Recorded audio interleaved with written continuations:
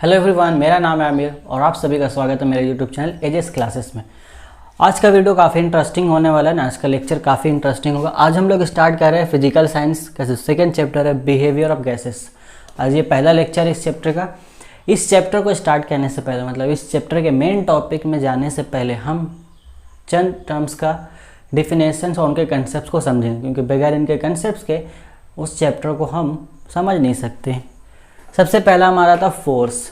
ठीक है, जैसे मैं लिख दूँ, टोटल हमारे पास इन 4 फिजिकल क्वांटिटीज़ को इन डिटेल समझना है। पहले फोर्स को समझना है, उसके बाद वेट को समझना है, देन हमें मास समझना है। वेट और मास में क्या डिफरेंस है वो समझना है, क्योंकि बहुत से लोग समझते हैं कि वेट और मास सेम है, बट साइंस की दुनिया में ये दोनों काफ़ी अलग है। अगर सेम होता तो दोनों को इंट्रोड्यूस क्यों किया जाता? जाहिर सी बात है कि ये दोनों क्वांटिटी डिफरेंट है, इन दोनों क्वांटिटी का यूज़ भी डिफरेंट है, इनका फंक्शन भी अलग है, इसलिए 2 क्वांटिटी है। तो इनको हम इन डिटेल देखेंगे। फोर्स, वेट, मास। इसके बाद हमारा आता है प्रेशर। प्रेशर के बाद हमारा आता है वॉल्यूम। वॉल्यूम को समझेंगे। वॉल्यूम के बाद हमारा आता है आपका डेंसिटी। ठीक है, तो ये टोटल कितने हो गए? 1 2 3 4 5 6, टोटल 6 टर्म्स है। और इन 6 टर्म्स को हमको इन डिटेल पहले समझना है। इनका डिफिनेशंस क्या है, ये किस तरीके से वर्क करते हैं, ठीक है, इनका पूरा ओवरऑल कंसेप्ट हमें देखना है। सबसे पहले हम स्टार्ट करते हैं फोर्स के बारे में। फोर्स क्या है? देखिए, फोर्स का डिफिनेशन मैंने लिखा है, a force is a push और pull upon an object resulting from its interaction with another object, है ना। फिलहाल हम लोग स्टार्टिंग में सिर्फ इन 2 वर्ड्स पे फोकस करते हैं। सबसे पहले एक पुश और एक पुल। पुश के माने क्या होता है? धक्का देना। अब पुल के माने क्या होता है? खींचना। किसी चीज़ को हम खींचते हैं तो उसको बोलेंगे पुल, और किसी चीज़ को हम धक्का देते हैं तो उसको बोलते हैं पुश। से जस्ट फॉर एग्जांपल, मान लो यहाँ पर इस ग्राउंड पे एक कंटेनर रखा है, एक बॉक्स है इतना बड़ा, और आपको इस बॉक्स को यहाँ से यहाँ पहुँचाना है। तो कैसे पहुँचाओगे? इतना बड़ा कंटेनर, इतना बड़ा बॉक्स यहाँ रखा है, इस बॉक्स को आपको इस पोजीशन पे लाना है। कैसे लाओगे? या तो आप इस बॉक्स को इस साइड से पुश करोगे, यानी कि इस साइड से धक्का दोगे, इस साइड से इसको आप धक्का दोगे, इस तरीके से पुश करोगे, है ना। या तो इस साइड से इसको पुश करोगे, या फिर इस साइड से आप इसको खींचोगे इस तरीके से, या फिर इस तरीके से खड़े होकर इस तरीके से आप इसको पुल करोगे अपने तरफ, ऐसे, है ना। ये 2 तरीके आपके पास, या तो आप उसको धक्का दोगे या पुश करोगे, या आप उसको पुल करोगे या धक्का दोगे, है ना। तो इसी को फोर्स बोलते हैं। पुश यानी किसी भी ऑब्जेक्ट को पुश करना है, धक्का देना, या उसको खींचना या पुल करना, इसी को हम लोग बोलते हैं फोर्स। फोर्स का एक्चुअली एक कंसेप्ट है और डिटेल में हम लोग अभी देखते हैं। तो इससे क्या होगा, हम या अगर इधर देखेंगे पुश करते हैं, इसको धक्का देते हैं, या पुल यानी कि इस तरफ खींचते हैं इस तरफ से, तो क्या होगा, ये चीज़ अपनी जगह से डिस्प्लेस होना शुरू करेगा, और ये चीज़ हमें जहाँ ले जाना है, यहाँ ले जाना है, तो ये चीज़ हमारा फाइनली यहाँ पहुँच जाएगा, है ना। तो क्या हुआ, यहाँ पर हमने फोर्स लगाया, तो फोर्स लगाने से क्या हुआ, ये चीज़ अपनी जगह से डिस्प्लेस होकर के यहाँ आ गई। मतलब फोर्स लगाने से स्टेशनरी ऑब्जेक्ट, मतलब ये जो रुका हुआ जो चीज़ था, ये तो स्टेशनरी था ना, ये अपना स्टेशनरी ऑब्जेक्ट, स्टेशनरी स्टेट, रुकी हुई हालत में ये थी अपनी जगह पे एक जगह। हमने इस पर फोर्स लगाया, इसको पुश किया या इस तरफ से पुल किया, तो यहाँ से डिस्प्लेस होकर के यहाँ पहुँच गई। इसका मतलब क्या है कि फोर्स की मदद से हम किसी भी ऑब्जेक्ट में अगर फोर्स लगाते हैं तो वो ऑब्जेक्ट मूवमेंट में आ जाता है। किस में आ जाता है? मूवमेंट में आ जाता है। मतलब कोई ऑब्जेक्ट अगर रुका हुआ हालत में है, सुकून की हालत में है, स्टेशनरी है, तो उसे हम फोर्स लगा करके डिस्प्लेस कर सकते हैं, उस ऑब्जेक्ट में मूवमेंट ला सकते हैं। समझे? ठीक है, ये बेसिकली ये बेसिक कंसेप्ट हुआ फोर्स का। अगर आप मॉल वगैरह गए होंगे बहुत बार, तो देखिएगा मॉल का जो दरवाज़ा होता है, कहाँ गया? अच्छा, इसको मैं मिटा देता हूँ। मॉल का जो डोर है आपका, जो ग्लास के बने होते हैं, बेसिकली यहाँ पर आपका हैंडल है, ग्लास का बना। तो आप देखोगे कि जब आप एंटर करते हो ना, एंट्री के टाइम में यहाँ पे आपका लिखा रहता है पुश, और जब उस साइड से आप जब वापस आप बाहर आते हो तो उस साइड पुल लिखा रहता है। ये इसके पीछे साइड होता है पुश के। पुल लिखा है, अपने से जो गौर किया नहीं किया तो कभी जाना हो तो गौर कीजिएगा इस चीज़ को। एक साइड पुश लिखा रहता है, दूसरे साइड पुल लिखा रहता है। इसका मतलब क्या, पुश के मतलब अब इसको आगे की तरफ धक्का दीजिए। अब इसको आगे की तरफ धक्का देंगे तो ये दरवाज़ा आगे की तरफ खुलेगा, दरवाजा की तरफ खुलेगा तो आप अंदर जा सकते हो। और जब अब वापस आपको बाहर आना है इसी दरवाजे से तो आपको क्या करना होगा, इसको पुल करना होगा, मतलब अपने तरफ खींचना होगा। अब उसको अपने तरफ खींचोगे इस तरीके से तो दरवाज़ा खुलेगा, आप वहाँ से बाहर जा सकते हो। यही सेम चीज़ हमारे जो घर में जो नॉर्मल डोर होते हैं, नॉर्मल जो दरवाजे होते हैं, उसमें भी यही चीज़ है, एक ही साइड से वो खुलते हैं। या अगर हमको उसको अंदर जाना है तो हम उसको अंदर की तरफ पुश करते हैं, और हमें बाहर जाना है तो हम उसे अपनी तरफ खींचते हैं, यानी कि पुल करते हैं। तो जब भी किसी चीज़ को हम पुश करेंगे या पुल करेंगे तो वहाँ पे एक चीज़ होता है, एक फिजिकल क्वांटिटी एक्ट करती है। वो फिजिकल क्वांटिटी हमारा है फोर्स, ठीक है। किसी ऑब्जेक्ट को पुश करेंगे या पुल करेंगे तो वहाँ पे क्या एक्ट करेगा, हमारा फोर्स एक्ट करेगा।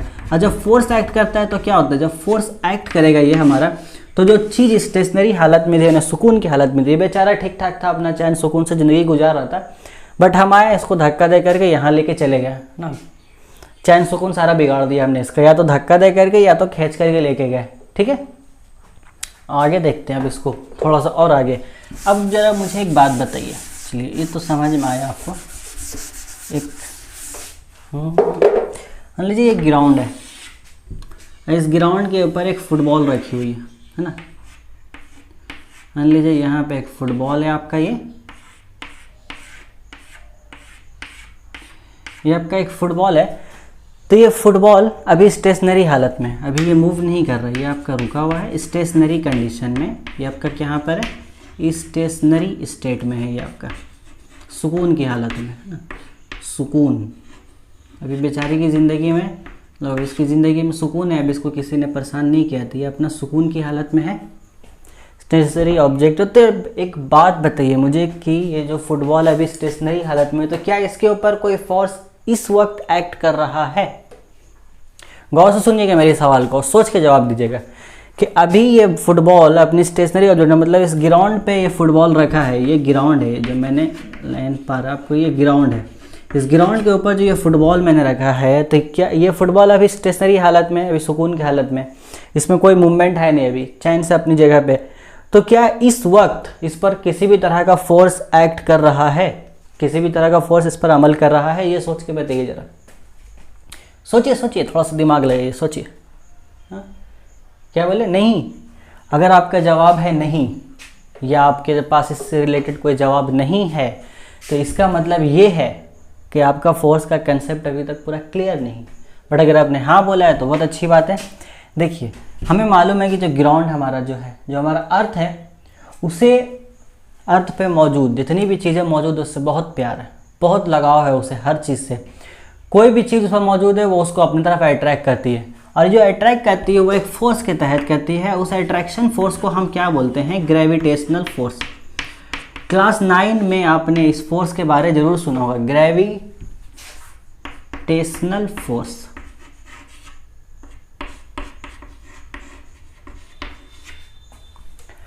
कौन सा फोर्स? Gravitational force. तो ग्रेविटेशनल फोर्स क्या करता है? ये एक्चुअली एक अट्रैक्शन फोर्स है। ये क्या है आपका? एक अट्रैक्शन फोर्स, एक टाइप का अट्रैक्शन फोर्स है, जिसकी मदद से जमीन यानी कि अर्थ हमारा किसी भी चीज़ को अपने तरफ अट्रैक्ट करती है। यही ग्रेविटेशनल फोर्स बोला जाता है। अब किसी भी चीज़ को ऊपर उछालिए वो नीचे आ जाती है। क्यों नीचे आ रही है? क्योंकि जो अर्थ है हमारा, उसके अपनी हर चीज़ों से प्यार है, उसको वो हर चीज़ को अपनी तरफ ले आती है अट्रैक्ट करके। तो जब ये बॉल स्टेशनरी इस हालत में यहाँ पे रखी हुई है, तो इस वक्त भी तो ग्रेविटेशनल फोर्स नीचे एक्ट कर रहा होगा, है ना। अर्थ तो इसको अपने तरफ अर्थ इसको अपनी तरफ खींच रही होगी ना ग्रेविटेशनल फोर्स की मदद से।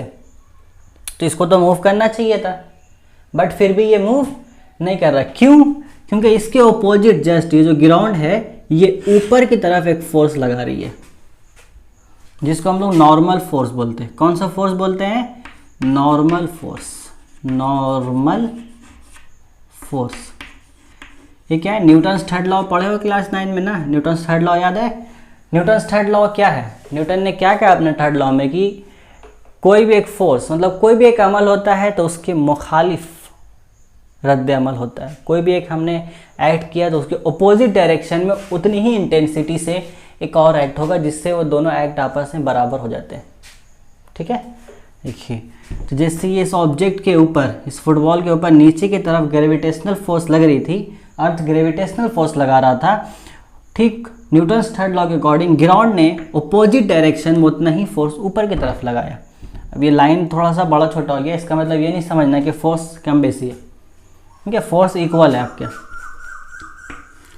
तब जब फोर्स इक्वल हो गया तो ओवरऑल जो नेट फोर्स था वो तो जीरो है, तो जब इस पर कोई फोर्स एक्ट ही नहीं किया तो ये मूव कैसे करेगा? नेट फोर्स आपका जीरो है, net force is equal to zero. इस केस में नेट फोर्स क्या है आपका? जीरो है। तो यहाँ से एक बात समझ में आई। अच्छा, क्या बात समझ में आई? यहाँ से एक बात हमें ये समझ में आई कि अगर ऑब्जेक्ट स्टेशनरी कंडीशन में है तो इसका मतलब ये नहीं है कि उस ऑब्जेक्ट पर फोर्स नहीं लग रहा है ना। ये ठीक है कि हम अगर किसी ऑब्जेक्ट को पुश करते हैं या पुल करते हैं तो उस पर फोर्स लगेगी और उसका जो स्टेशनरी कंडीशन में था वो उससे मूवमेंट में आ जाएगा, वो मूव करना स्टार्ट करेगा। बट इसका ये कतई मतलब नहीं है कि जब तक इस पर कोई फोर्स ना लगाया जाए, एक्सटर्नल फोर्स, उसको एक्सटर्नल फोर्स ना लगाया जाए पुश या पुल का, तो इसका ये मतलब नहीं है कि इस पर कोई भी फोर्स एक्ट नहीं कर रहा। कोई भी ऑब्जेक्ट अर्थ पर स्टेशनरी कंडीशन पर रखी हुई है तो उसके ऊपर एक ग्रेविटेशनल फोर्स हमेशा एक्ट करता है जो कि अर्थ लगाता है अपनी तरफ से, और ठीक उसके अपोजिट डायरेक्शन में ग्राउंड ऊपर की तरफ नॉर्मल फोर्स लगाता है। इससे क्या होता है कि ये दोनों फोर्सेस आपस में बराबर हो जाती हैं और कैंसिल होकर के जो नेट फोर्स बचता है वो आपको जीरो बचता है ना। ये हो गया आपका। तो नेट फोर्स आपका जीरो हो गया। अब मान लीजिए अच्छा, इसको मैं मिटा दूँ। आइए कुछ नोट करना इसमें, जल्दी से कर लीजिए, मिटाता हूँ मैं इसको, ठीक है, जगह नहीं बचा, मुझे और भी बातें बतानी है, जल्दी से कीजिए। चलिए इसको हाँ ये अच्छा ये ठीक है, इसको हटाते हैं, इसको मैं हटाता हूँ, बाकी सारी चीज़ें ठीक है। ठीक है, मान लीजिए मैंने अब इसको इधर से पुश किया, इस डायरेक्शन से मैंने इसे पुश किया, धक्का दिया। तो अब धक्का दिया तो ये दोनों फोर्सेस, जो ग्रेविटेशनल फोर्स थी और जो नॉर्मल फोर्स थी, ये दोनों तो आपस में कैंसिल हो गए थे। कैंसिल होने से क्या हुआ? तो जो नेट फोर्स था वो जीरो हो गया था, है ना। नेट फोर्स जीरो होने की वजह से क्या हुआ कि ओवरऑल इस फुटबॉल के ऊपर कोई फोर्स लगा नहीं, जब कोई फोर्स लगा नहीं तो ये मूव किया नहीं, है ना। अब हमने इसके ऊपर एक एक्सटर्नल फोर्स लगाया इधर से पुश का, ये हमने एक एक्सटर्नल फोर्स लगाया, मतलब बाहर की तरफ से अपना एक्सटर्नल फोर्स हमने इस पर लगाया एक। अब क्या होगा? अभी ये फुटबॉल मूव करना स्टार्ट करेगा, है ना। अभी ये बॉल मूव करना स्टार्ट किया, चलिए यहाँ से मूव किया। अब हम देखते हैं कि हमने पुश किया, एक एक्सटर्नल फोर्स लगाया, चलिए बॉल मूव कर रहा है, बहुत बढ़िया से बॉल आगे गया, बट फिर जा करके एक जगह पे रुक गया। ऐसा क्यों हुआ बताइए? तो फिर जा करके ये जो रुका तो ऐसा क्यों हुआ, सोच के बताइए। क्या उसके ऊपर कोई फोर्स एक्ट कर रहा था? अब हमने फोर्स लगाया तो बॉल जाकर के रुक गया, है ना। ऐसा होता है कि आपने किसी बॉल को, फुटबॉल को किक किया हो और वो फुटबॉल चलता ही जा रहा हो, ऐसा तो नहीं चलेगा, फिर कुछ दूर तक चल करके वो रुक जाता है। मान लीजिए 15 मीटर गया यहाँ से यहाँ तक, मान लेते हैं कि यहाँ से यहाँ तक 15 मीटर गया, बट ऐसा क्या हुआ, ये क्या वजह था कि फुटबॉल यहाँ से यहाँ 15 मीटर की दूरी पर जा करके रुक गया? आखिर वो कौन सी फोर्स थी जिसने इसे रोकी? हाँ सही कहा, बिल्कुल, फ्रिक्शनल फोर्स। तो फ्रिक्शन, हम लोग ज़मीन पे जब भी चलते तो फ्रिक्शन का सिंपल मीनिंग होता है रगड़।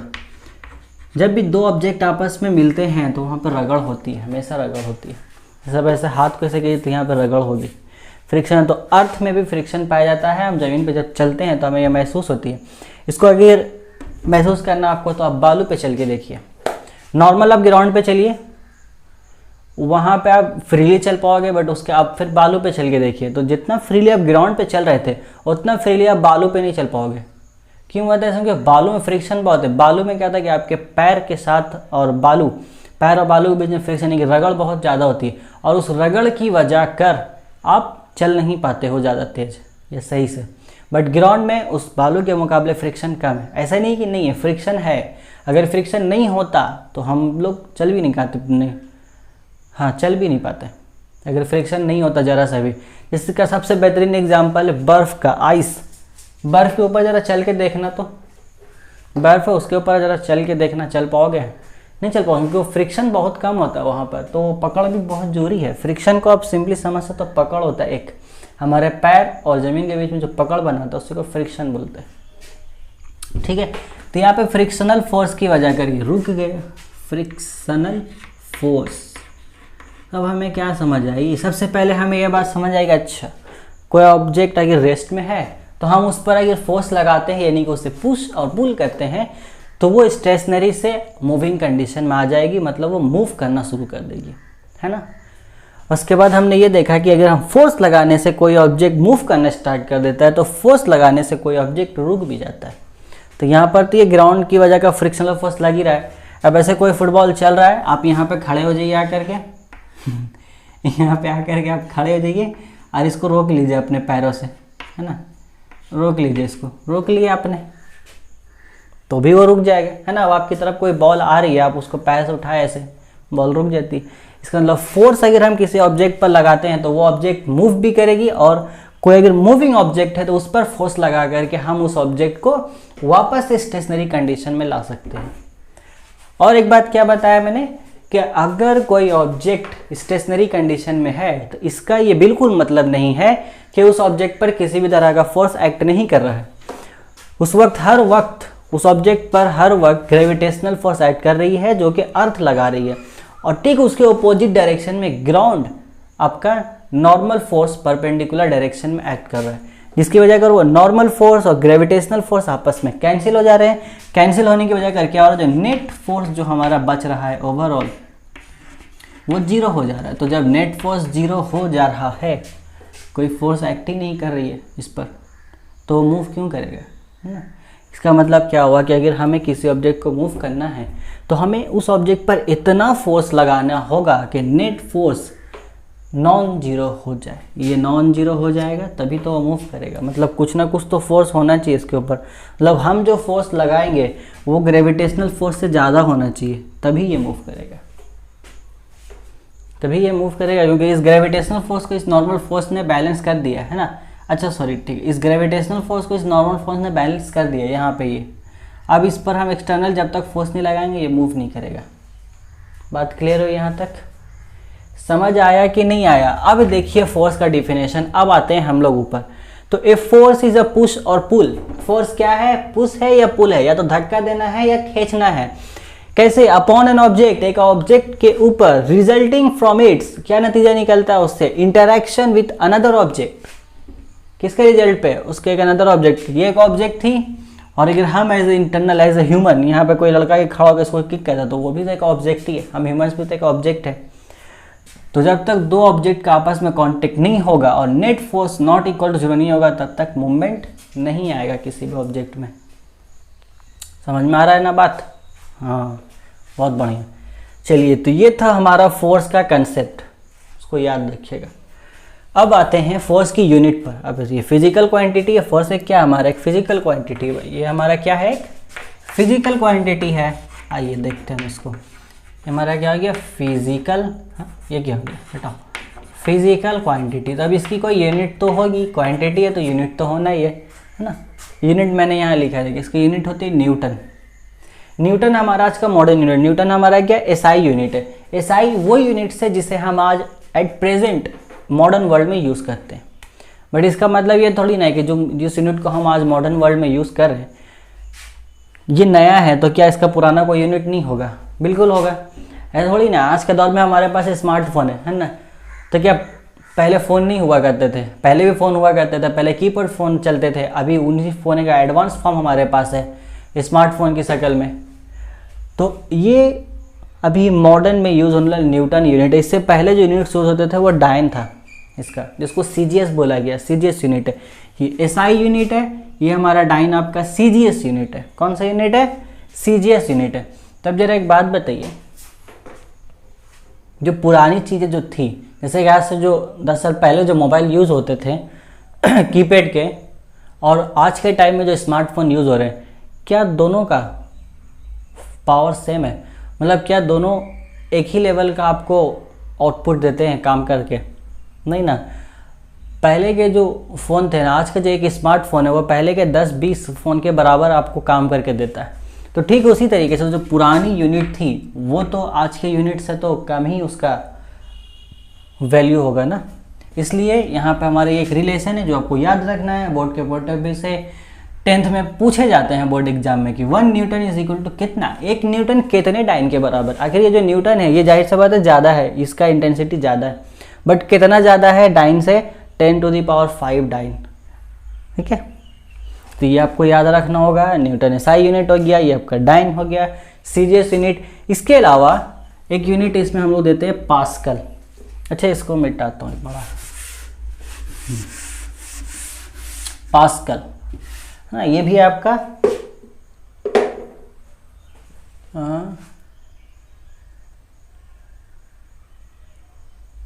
अरे सॉरी हटो, पास्कल तो प्रेशर का यूनिट है, यहाँ क्यों लिख दिया मैंने, गड़बड़ हो गई, छोड़ो उसको बाद में देखेंगे। खैर ये हो गया 1 newton is equal to 10⁵ dyne, याद रखना। इसके अलावा और भी यूनिट्स हैं फोर्स के, बट हम लोगों का जो सिलेबस है उसमें मेनली इन्हीं 2 यूनिट्स पे फोकस है, तो बाकी के बारे में बात करके क्या फ़ायदा, बेकार का अपना टाइम वेस्ट होगा, है ना।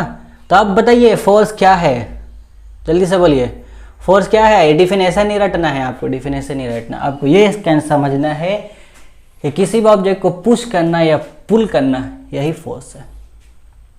बट ऐसा कोई ज़रूरी नहीं कि अगर हम किसी ऑब्जेक्ट को पुश करते हैं, पुल करते हैं, यानी कि फोर्स लगाते हैं तो वो मूवमेंट में आ ही जाएगा, है ना। अब जाइए ट्रेन को धक्का दीजिए, जाके ट्रेन को धक्का दीजिए, मूव करेगा वो, हाँ सोच के देखिए, मूव करेगा ट्रेन, नहीं ना। तब फोर्स तो आप लगा रहे हो वहाँ पे, तो आपको आउटपुट मिल रहा है, कुछ नहीं मिल रहा है। तो ऐसा भी होता है, हम फोर्स लगाते हैं बट वो चीज़ मूव नहीं करेगा। क्या बोला मैंने कि जो फोर्स हम लगाएंगे एक्सटर्नल फोर्स, वो भाई ग्रेविटेशनल फोर्स से ज़्यादा होना चाहिए, तभी तो, क्योंकि यहाँ नेट फोर्स हमारा 0 हो रहा है, ये दोनों तो नेट फोर्स को 0 कर दे रहे हैं। हमें इतना फोर्स लगाना है कि जो नेट फोर्स है, मतलब ये जो नॉर्मल फोर्स ग्रेविटेशनल फोर्स को जो कैंसिल कर रहा है, हमें इतना फोर्स लगाना है कि वो ग्रेविटेशनल फोर्स से ज़्यादा हो, तभी जा करके ये नॉट इक्वल टू 0 होगा, तभी वो ऑब्जेक्ट मूव करेगा। फुटबॉल तो वेट कम था, हमने उसको पुश किया अपने पैर से, वो चला गया। ट्रेन को ज़रा पुश कीजिए तो अपने हाथों से जा करके, है ना, उल्टा ट्रेन पुश कर देगा आपको। हाँ जाइएगा मत कभी ऐसा करने के लिए।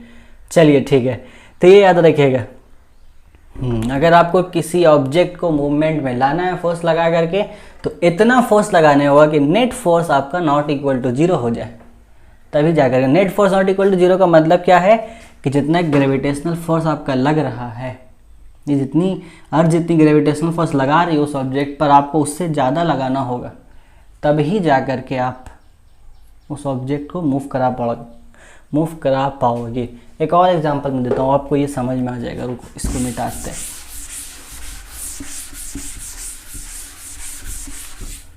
देखो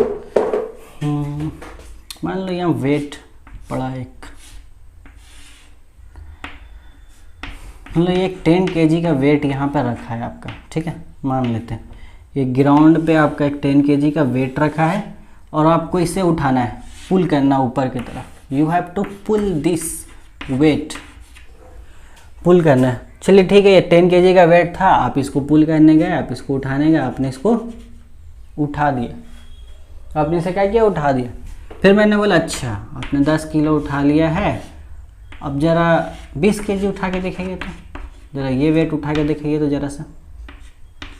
अच्छा अब आप 20 kg का वेट उठाने गए तो आपसे नहीं उठा, आपका हालत खराब। तो आखिर 10 kg का वेट आपसे उठ गया बट 20 kg का वेट आपसे नहीं उठा, इसका मतलब क्या हुआ, सोच के बताइए। तो इसका मतलब आप सिंपल ये बोलोगे कि भाई मेरे पास जितनी ताकत थी उससे मैंने 10 kg उठा लिया बट ये नहीं उठा पाया, है ना। मतलब आपने जो एक्सटर्नल फोर्स लगाया, आपने इतना फोर्स तो लगाया कि 10 kg उठ गया बट 20 kg को उठाने के लिए आपके पास फोर्स नहीं। इसका ये सिंपल मीनिंग है कि 10 kg के ऊपर भी तो ग्रेविटेशनल फोर्स नीचे लग रही होगी, ग्रेविटेशनल फोर्स तो इस पर एक्ट कर ही रहा होगा। अर्थ तो हर चीज़ पे ग्रेविटेशनल फोर्स लगाता है, इस 20 kg पर भी ग्रेविटेशनल फोर्स लग रहा होगा आपका। तो आपने इतना फोर्स लगाया कि ये उड़ गया, इसका मतलब आपने जो फोर्स लगाया वो ग्रेविटेशनल फोर्स से ज़्यादा था। अगर ग्रेविटेशनल फोर्स से ज़्यादा आपका फोर्स नहीं होता तो ये ऑब्जेक्ट नहीं उठता आपसे, क्योंकि ज़मीन इसको अपने तरफ नीचे की तरफ पुल कर रही है और आपको ऊपर की तरफ पुल करना है, तो जो फोर्स आप लगा रहे हो वो ज़्यादा होना चाहिए इससे, तभी ना। इसको आप ऐसे भी समझ सकते हो, जो रस्सी का जो खेला होता है आपका, है ना, रस्सी वाला जो खेला होता है, यहाँ पे एक सेंटर है, इस तरफ कुछ लोग होते हैं, इस तरफ कुछ लोग होते हैं। अब मान लो इस तरफ जितने लोग हैं उनका ओवरऑल जो वजन है वो आपका 100 kg का है। जितने लोग इधर है उसका ओवरऑल, इस तरह भी जितने लोग हैं वो आपका 100 kg का है। अब जरा बताइए, ये हर माने लोग हैं यहाँ पर, कुछ लोग इधर है कुछ लोग इधर है। मैं उनका एक वेट लेके एग्जांपल बता रहा हूँ आपको कि इधर भी टोटल आपके 100 kg के हैं, इधर भी आपके टोटल 100 kg के। तो क्या ये रस्सी किसी भी साइड मूव करेगी? जितना फोर्स ये लगाएंगे उतना ही फोर्स उधर लगेगा, सेम वेट है दोनों। तो क्या मूव करेगी? नहीं करेगी। किसी भी साइड अगर मूव करना है तो वेट बढ़ाना होगा। मैं इसको 120 कर दूँ तो अब बताइए, अब जो ये रस्सी है ये तो इस साइड मूव कर जाएगी, है ना। क्यों मूव की? क्योंकि जितना यहाँ पे वेट था उससे ज़्यादा अपने वेट उधर दिया। वही मैं बताने को इसका होती है, जैसे कि जितना फोर्स अर्थ लगा रही है नीचे के साइड उस ऑब्जेक्ट पर, आपको उससे ज़्यादा फोर्स ऊपर की तरफ लगाना होगा अगर आप चाहते हो कि ये ऑब्जेक्ट मूव करे। अदरवाइज वो ऑब्जेक्ट मूव नहीं करेगा, क्योंकि ज़मीन को उससे बहुत प्यार है, वो नहीं छोड़ेगा। अगर आपको उसको छोड़ाना है ज़मीन की मोहब्बत से तो आपको उससे ज़्यादा मोहब्बत देना पड़ेगा उस ऑब्जेक्ट को ठीक है, तो उससे ज़्यादा मोहब्बत देना होगा तब जा कर के ये आपके पास आएगा, नहीं तो नहीं आएगा। क्यों आएगा? उसको तो ऑलरेडी ज़मीन इतना प्यार कर रहा है, अब ज़्यादा दोगे तभी ना आएगा। ठीक है, तो उम्मीद करता हूँ कि अब फोर्स का जो कंसेप्ट है वो आपको पूरा क्लियर हो गया होगा। इसमें अगर आपने अभी तक नोट नहीं किया है तो फिर क्या कर रहे हो? करो जल्दी, सब जल्दी नोट करो, क्योंकि डायरेक्ट नोट्स तो मैं प्रोवाइड करूँगी बट क्लास के दौरान लिखा करो। नहीं लिखोगे तो देखो हाथ जाम हो जाएगा, पहली बात है ना, लिखा करो। चलिए ठीक है, तो ये हमारा फोर्स का हो गया क्लियर। इसके बाद हम इसको आप जल्दी से कीजिए, इसको रेस करते हैं, उसके बाद हम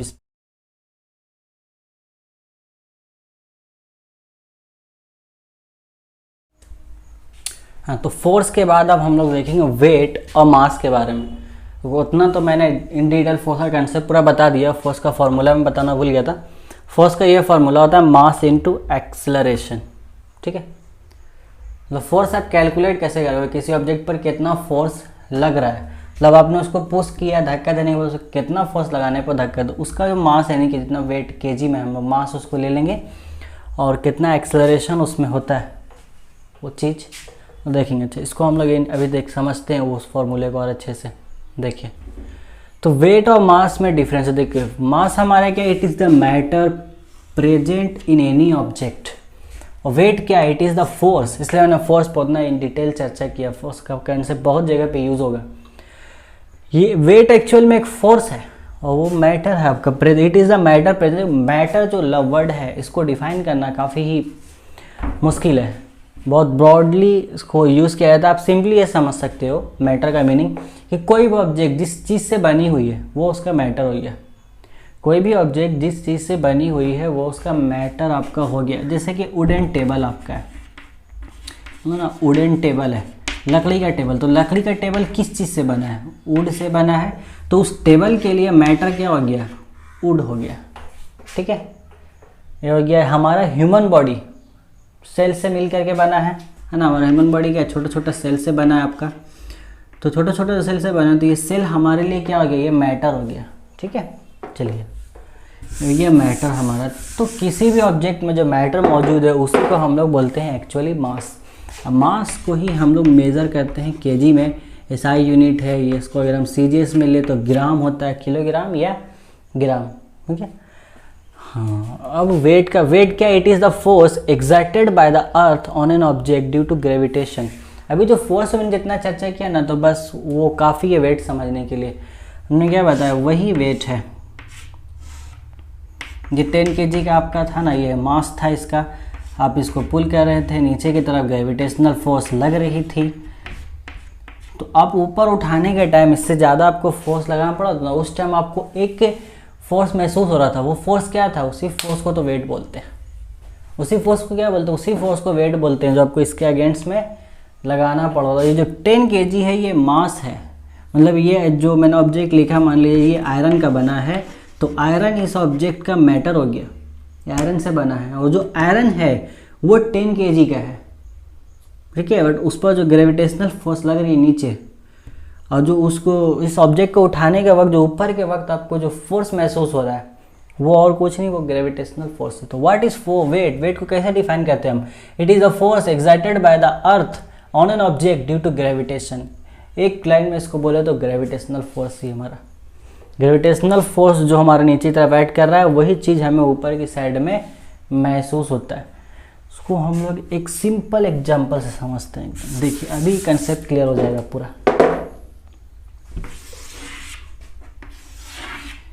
ये हमारा अर्थ है ना, मान लो अर्थ है, ये हमारा मून है, ठीक है। अब आप अर्थ पे गए, अर्थ पे गए क्या? अर्थ पे तो है ही, आप अर्थ पे तो है हो। अब अर्थ पे आप हो तो अर्थ पे आपका जो मास है, अब जिससे बने मान लो अर्थ पे आपका वेट, अच्छा मान लो यहाँ पे आपका वेट 80 kg बता रहा है, लेकिन आप मून पे गए तो क्या मून पे आप सभी सुनोगे मून पे वेट ये हो गया, आपने सुना होगा कि मून पे अगर आप जाते हो तो आप वहाँ पे वेटलेस फील करते हो, आपको काफ़ी हल्का महसूस होता है। ऐसा क्यों होता है? क्योंकि मून पे ग्रेविटी ऑलमोस्ट निग्लिजिबल है बट ऑलमोस्ट निग्लिजिबल है। ग्रेविटी वहाँ पर क्या ऑलमोस्ट निग्लिजिबल है, मतलब ना के बराबर है ही नहीं। तो ग्रेविटी वहाँ पे है ही नहीं, आप वहाँ पे खड़े हो गए तो मून के पास इतनी ग्रेविटेशनल फोर्स नहीं है कि वो आपको खींच करके ज़मीन पर खड़ा रख सके, बट इसके पास है, अर्थ के पास है, खींच करके आपको खड़ा रख सकेगा। तो अगर ये खींच करके खड़ा रख रहा है तो उसको अपोजिट में किसी चीज़ को ऊपर की तरफ हम लेंगे, खींचना है तो इससे ज़्यादा लगाने होगा, तो वो जो फोर्स ऊपर की तरफ हम महसूस होता है वही हमारा वेट है। बट मून पे हमारा ये क्या, हमें वेटलेस महसूस होता है। यहाँ पे हम हवा पे उड़ सकते हैं, हवा में चल सकते हैं। कैसे? क्योंकि मून के पास है नहीं ग्रेविटेशनल फोर्स उतना कि वो आपको खींच के नीचे रख सके। तो यही एक्चुअल डिफिनेशन है वेट का। तो वेट क्या है? वेट एक्चुअली में फोर्स है। कैसा फोर्स है? जो कि अर्थ लगाती है किसी भी ऑब्जेक्ट पर, यानी कि ग्रेविटेशनल फोर्स है। तो ग्रेविटेशनल फोर्स किसी ऑब्जेक्ट पर लगती है तो वहाँ पे जो एक्सेलरेशन क्रिएट होता है उसको बोलते हैं एक्सेलरेशन ड्यू टू ग्रेविटी, जिसको हम लोग जी से डिनोट करते हैं, एक्सेलरेशन